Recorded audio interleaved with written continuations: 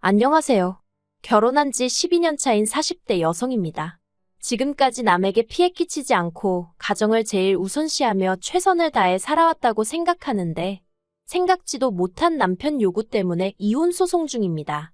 남편은 지금도 제가 왜 이혼을 하자고 그러는지 이해가 안 된다며 자기가 오히려 억울하다는데 정말 어디다 속 시원하게 하소연할 곳도 마땅치 않아서 여길 왔어요. 저보다 8살이 많은 남편과는 지인의 소개로 만났습니다. 당시 저는 30살로 평범한 회사에서 사무직으로 일하고 있었고 남편은 작은 식당을 운영하고 있었네요. 솔직히 이혼 소송 중인 상황에서 제가 남편을 어떻게 만났는지라던가 남편이 어떤 사람이었는지던가 뭐가 되었건 간에 보기 좋게 그럴듯하게 포장하고 싶은 마음은 추호도 없습니다. 그러니 모든 것을 허심탄회하게 털어놓을게요. 남편을 소개받을 당시 지인은 남편이 식당을 운영하고 있고 시부모님이 재산도 꽤 있다고 했어요. 그리고 저는 단순한 연애 상대를 찾는 것이 아니라 결혼을 전제로 한 진지한 만남 상대를 찾고 있었거든요. 그래서 상당한 나이 차이에도 불구하고 한번 만나볼까 하는 생각을 갖게 된 거지요. 그런데 그렇게 만난 남편과는 조건을 떠나서 8살의 나이 차이가 무색하리만치 말이 잘 통했습니다. 그동안 비슷한 나이대의 남자들과 만나면 늘 철들지 않은 어린애들과 이야기하는 것 같았는데 그런 면에 있어서 남편은 아주 다르더라고요. 대화의 주제 또한 얼마나 다양했는지 재테크부터 시작해서 정치까지 거침이 없었어요. 그래서 하루가 다르게 제가 먼저 남편에게 빠져들어갔네요. 그리고 그렇게 사귄 지 1년쯤 되던 해 남편이 저에게 프로포즈를 해왔습니다. 이미 남편이 하루빨리 프로포즈를 해주길 기다리던 저로서는 생각하고 말고 할 것도 없이 오케이였어요. 그런데 남편이 프로포즈를 하면서 하는 말이 서울 외곽이긴 해도 아파트도 이미 준비되어 있다고 하더라고요. 저는 거기까지 기대했던 것은 아니었기에 조금 당황스러우면서도 솔직히 기쁜 마음을 감출 수 없었습니다. 친정부모님도 이러한 상황을 알게 되시고는 처음에는 나이 차이가 많이 나서 부담스럽다 내키지 않는다 하셨던 마음이 조금 풀린 듯한 눈치였어요. 아무튼 그래서 남편이 집을 책임지고 제가 혼수를 책임지고 그렇게 식을 올리게 되었습니다. 하지만 막상 식을 올리고 얼마 지나지 않았을 때 저희가 살고 있는 아파트가 남편 명의가 아니라 시부모님 명의로 되어 있다는 사실을 알게 되었어요. 제가 남편더러 왜 시부모님 걸 당신 거라고 했냐고 따지니 어차피 돌아가시면 자기가 받을 거니까 똑같은 거 아니냐대요. 그러면서 덧붙이기를 세금이랑 여러 가지 문제가 복잡하게 얽혀 있다 보니 그렇게 된 거라며 너무 신경 쓰지 말랍니다. 그리고 저는 그때 결혼한 지 얼마 되지도 않은 신혼에 그런 문제로 다투는 게 왠지 남사스럽다고 생각했어요. 어디다 속 시원하게 어떻게 하는 게 좋을지 물어볼까도 생각했지만 한편으론 왠지 쪽팔린 것 같기도 하고 남들이 저를 멍청하게 볼까봐 걱정도 되대요. 그래서 나름대로 좋은 쪽으로만 생각하고 보려고 했습니다. 남편 말대로 언젠가 어머님 아버님이 돌아가시면 남편이 물려받을 텐데 너무 생각을 많이 하지 말자. 그렇게 스스로를 이해시키려고 했지요. 아무튼 이후로 저희는 어느 다른 부부들처럼 평범한 결혼 생활을 이어갔습니다. 좋은 날이 있으면 힘든 날도 있듯이 저희도 그렇게 웃고 울며 10년이 넘는 긴 세월을 함께 해왔지요. 그리고 솔직히 말이 나와서 말이지만 남편과 사는 동안 진지하게 이혼을 생각했던 적도 있어요. 그건 바로 아이가 유치원에 들어가던 시기에 남편이 주식을 했을 때였습니다. 저와 상의 한마디 없이 식당을 담보로 잡아 대출을 받았고 그 돈으로 주식에 투자를 했더라고요. 그리고 그 액수가 자그만치 7천이었습니다. 수습도 할 수 없을 만큼 일이 커지고 나서야 남편이 저에게 닭똥 같은 눈물을 흘리며 어떡하면 좋겠냐며 상황을 알려왔는데 단순히 화가 나는 게 아니었어요. 실망스럽고 한심하고 말할 수 없을 만큼 복잡한 심정이었지요. 남편더러 도대체 무슨 생각으로 그런 짓을 한 거냐고 물었습니다. 그랬더니 남편은 자기가 아무리 장사를 해도 벌어오는 돈은 뻔하다고 그래서 차라리 투자를 해서 한 방 딱 터뜨리는 게 낫겠다 싶었다대요. 그리고는 남편은 몇 번이고 이게 다 가족을 위해서 그런 거였다며 반대로 자기가 돈을 땄어도 이렇게 화가 났겠냐는 거예요. 정말이지 뻔뻔한 남편의 태도에 진저리가 날 정도였지만 결국 처음이자 마지막이란 말로 넘어가 주었네요. 어쨌든 애 아빠였으니까요. 그런데 마음을 좀 다잡고 살아보려던 찰나에 일이 생겼습니다. 건강검진을 받으신 아버님이 간암 판정을 받으셨거든요. 그런데 어머님이고 남편이고 아버님 간병을 제가 하기를 바라더라고요. 정말이지 목 빠지게 제가 하겠다고 나서주기만을 바라는 사람들처럼 행동을 하대요. 물론 단지 그 이유 때문에 제가 아버님 간병을 시작한 것은 아니었습니다. 남편과 어머님이 보여준 태도가 부담스러웠던 것도 사실이지만 저는 저대로 어쨌든 암이라는데 아픈 사람을 섭섭하게 하는 건 경우가 아니라고 생각했어요. 그리고 초기암이었으니까 수술만 하면 깔끔하게 낫는 줄 알았지요. 그래서 그까짓 거 길어봐야 한 달이다 생각하고 애들까지 친정에 맡겨가면서 자의반타의반으로 간병 생활을 시작하게 되었네요. 하지만 제가 원래 간병을 해본 사람도 아니고 4박 5일 내내 남자 병실에 머물면서 아버님을 간병한다는 건 정말 쉬운 일이 아니었습니다. 게다가 아버님 성격이 원래도 불같으신데 당신이 암 환자라는 사실을 알고 나신 이후로는 짜증까지 2배, 3배로 내셨거든요. 솔직히 저 때문에 암에 걸리신 것도 아닌데 저한테 얼마나 화풀이를 하시던지 그래도 참을 인자를 손바닥에 그려가며 꾹꾹 눌러 참았습니다. 수술만 하면 끝이니까 다 낫고 나시면 나한테 미안해하실 거라고 그렇게 생각하면서 말이지요. 그런데 안일하게 생각한 제가 어리석었어요. 암이라는 게 수술만 하면 끝이 아니라 이후로 5년 동안은 매달 한두 번씩 정기검진을 받아야 한다는 이야기를 들었거든요.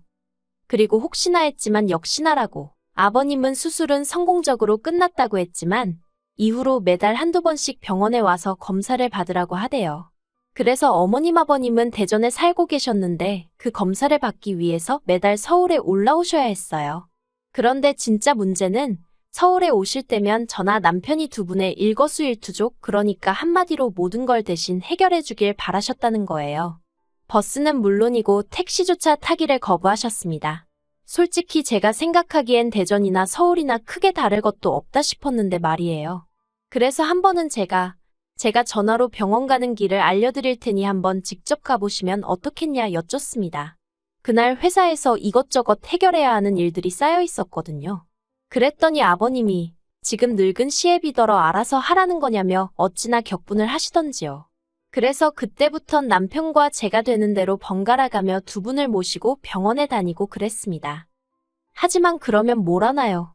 서울병원 그렇게 서울에 있는 병원을 맹신하며 열심히 다니시던 아버님은 결국 뼈에 암세포가 전이되어 돌아가셨습니다. 아버님이 담당 교수에게 몇 번이나 옆구리가 아프다고 말씀을 하셨는데 그럴 때마다 담당 교수가 그럴 수 있다며 별거 아니라는 듯 넘겼거든요. 보다 못한 제가 혹시 디스크일지도 모르니 MRI라도 한번 찍어보자며 동네 병원으로 모셨다가 거기서 전이 사실을 알게 되었네요. 그리고 그 사실을 알았을 땐 어떻게 손 써볼 방법이 전혀 없는 상황이었습니다. 그래서 결국 아버님은 투병 생활 3년 만에 세상을 떠나셨어요. 그런데 아버님이 돌아가시고 나니까 남편이 생각지도 못한 소리를 꺼냈습니다. 장례를 치르고 한 달쯤 지났을 때였어요. 남편이 저에게 할 말이 있다면서 분위기를 잡더라고요. 아버님이 남기신 유산과 본가를 정리하고 저희가 살고 있는 아파트도 팔아서 이사를 가자대요. 40평대 아파트를 구해서 어머님을 모시고 같이 살자고요. 그런데 사람이 너무 뜻밖의 상황을 맞닥뜨리니까 순간적으로 패닉 상태에 빠졌다고 할까요? 말도 제대로 안 나오는 거예요. 그리고 남편은 그 틈을 놓치지 않고 저에게 속사포처럼 자기 생각을 쏟아냈습니다. 어머님이 무릎도 안 좋으신데다가 본가에는 아버님과의 추억도 많으시고 그런 곳에 혼자 계시게 하려니 자식으로서 마음이 편치 않다면서 모시고 살았으면 좋겠답니다. 어머님이 저를 시집살이 시키고 그럴 분도 아니고 오히려 아이들 키우는 데 있어서 저희가 어머님으로부터 도움을 받을지도 모른다면서요. 혼자서 얼마나 오래 생각을 했는지 말이 한번 끊어지지도 않고 그 입에서 줄줄줄 나오는데 기가 차대요. 저는 남편에게 모시고 사는 건 안 된다고 딱 잘랐습니다. 지금도 회사 다니면서 애 둘 케어하기도 힘들어 죽겠다고, 그런데 어머님까지 어떻게 모시고 살라는 거냐고요. 그랬더니 남편은 말이 모시고 사는 거지 집도 넓혀서 갈 거고 어머님이 생전 저한테 뭐 바라는 거 있으셨냐면서 저더러 무조건 싫다고만 하지 말고 좋은 쪽으로 생각을 좀 해보랍니다. 하지만 이건 뭐 생각해보나마나 문제였지요. 제가 남편더러 지금 어머님 연세가 얼마시냐, 앞으로 살다 보면 편찮아지실 거고 그러면 그 병간호는 또 내 몫이 될 텐데. 아버님 때 너무 시달리고 고생을 해서 그런지 이제는 엄두가 안 난다고 같이 못 산다고 했어요. 그러자 남편이 한다는 소리가 너 유산 받기 싫어? 그러는 겁니다. 아버님 돌아가시면서 현금 1억 정도 남기셨고 땅도 조금 있고 뭐 두 분이 사시던 아파트 그게 남편 말로는 몇 억은 한다대요. 그런데 솔직히 말해서 저 그 유산 그렇게 탐나지 않아요. 유산 받으면 뭐 그걸로 제가 제 옷을 사 입겠어요. 아니면 가방 하나를 마음 놓고 사겠어요? 결국엔 남편이 쥐어틀고 있을 거고 유산 받는다는 명분으로 고생은 저만 죽어라 할 게 뻔한데 제가 무슨 그 유산이 탐이 났겠어요. 그래서 남편더러 유산 안 받는 대신 안 모실 거라 했어요. 그런데 남편은 그때부터 전에 없는 폭언을 퍼붓기 시작했습니다. 저더러 이기적이고 철없는 여자라면서 저 같은 여자는 애들 엄마로서도 실격이래요. 애들이 나중에 뭘 보고 자라겠냐면서 나중에 저희 애들도 저를 버릴 거랍니다.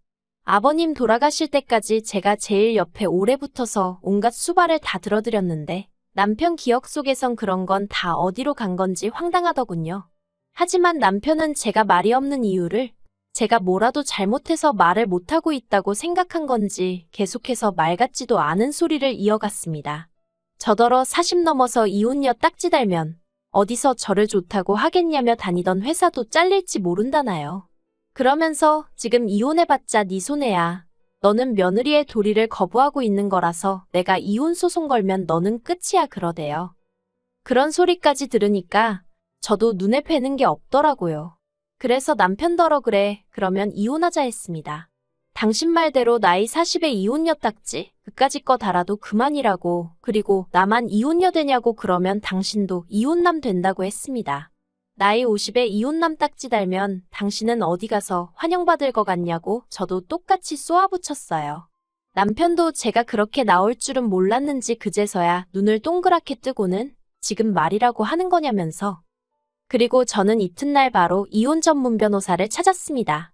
솔직히 변호사 사무실에 가는 내내 아이들이 눈에 밟혔지만 마음을 독하게 먹었어요. 아이들도 언젠가 저를 이해해 줄 거라 믿으면서 남편에게 가타부타 말하지 않고 내용 증명 보냈습니다. 솔직히 그 과정 내내 제가 남편더러 나가라고 한 것도 아니고 그렇다고 제가 집을 나온 것도 아니었어요. 다만 아이들이 혹시나 상처를 받을까 걱정되어 친정으로 보낸 상황이었습니다. 그나마 방학이었으니 다행이었지요. 그런데 남편이 내용 증명을 받고서는 아주 생난리를 치대요. 네가 뭔데 이혼을 하냐마냐 하냐면서 이혼 소리를 꺼낸 건 자기였으면서 정작 제가 먼저 액션을 취한 게 화가 나는 모양이더군요. 그리고 결론부터 이야기하자면 결국 이혼했습니다. 1년간의 지리한 다툼 끝에 제가 이겼어요. 재산도 분할받았고 위자료는 기껏해야 돈 1,000만 원이나 받겠냐 했는데 그것보다도 훨씬 웃도는 돈을 받았네요. 그리고 아이들에겐 미안하지만 남편이 곧 죽어도 양육권을 포기하지 못하겠다 하더라고요. 자기는 양육비도 필요 없다면서 무조건 아이들을 데려가야겠다는 거예요.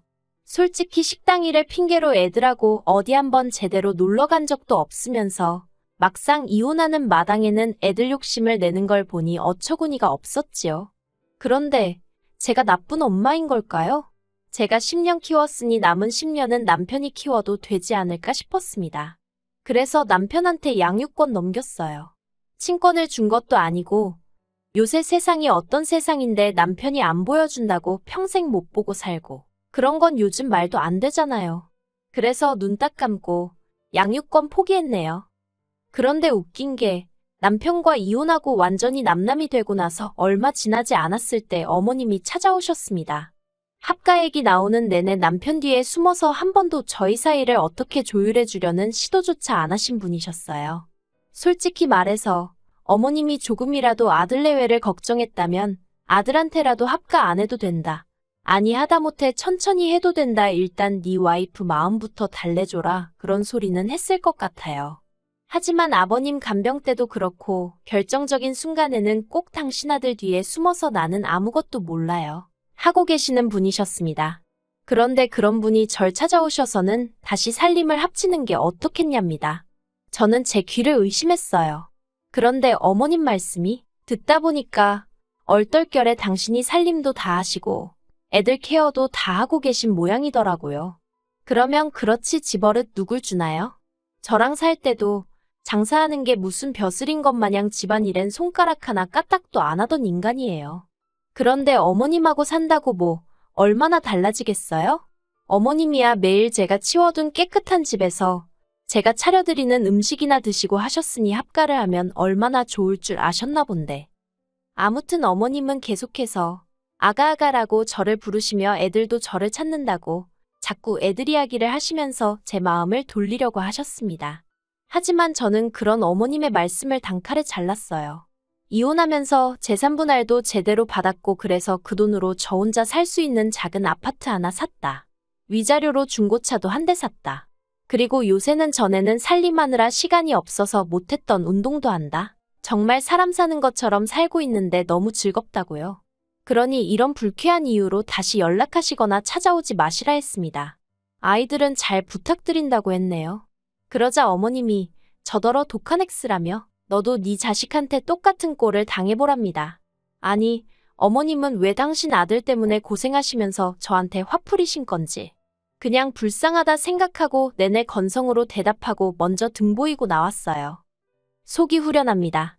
아이들한테 미안한 건 미안한 거지만 제 인생도 소중하니까요.